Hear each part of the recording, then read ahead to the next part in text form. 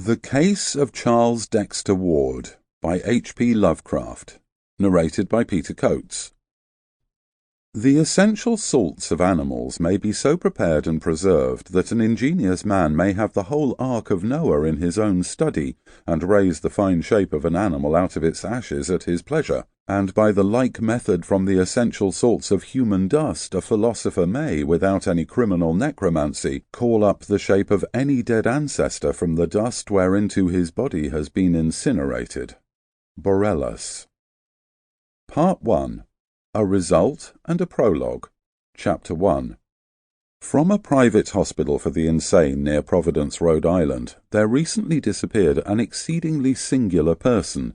He bore the name of Charles Dexter Ward, and was placed under restraint most reluctantly by the grieving father who had watched his aberration grow from a mere eccentricity to a dark mania involving both a possibility of murderous tendencies and a profound and peculiar change in the apparent contents of his mind. Doctors confessed themselves quite baffled by his case, since it presented oddities of a general physiological as well as psychological character. In the first place, the patient seemed oddly older than his 26 years would warrant. Mental disturbance, it is true, will age one rapidly, but the face of this young man had taken on a subtle cast which only the very aged normally acquire. In the second place, his organic processes showed a certain queerness of proportion which nothing in medical experience can parallel. Respiration and heart action had a baffling lack of symmetry. The voice was lost so that no sounds above a whisper were possible. Digestion was incredibly prolonged and minimized, and neural reactions to standard stimuli bore no relation at all to anything heretofore recorded, either normal or pathological.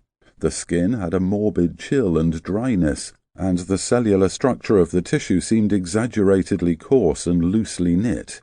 Even a large olive birthmark on the right hip had disappeared, whilst there had formed on the chest a very peculiar mole or blackish spot of which no trace existed before.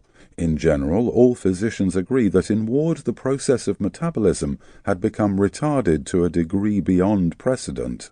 Psychologically, too, Charles Ward was unique. His madness held no affinity to any sort recorded in even the latest and most exhaustive of treatises, and was conjoined to a mental force which would have made him a genius or a leader had it not been twisted into strange and grotesque forms.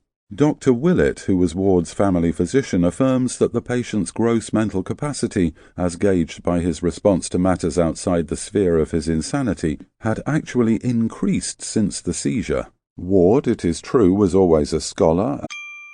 Sample complete. Ready to continue?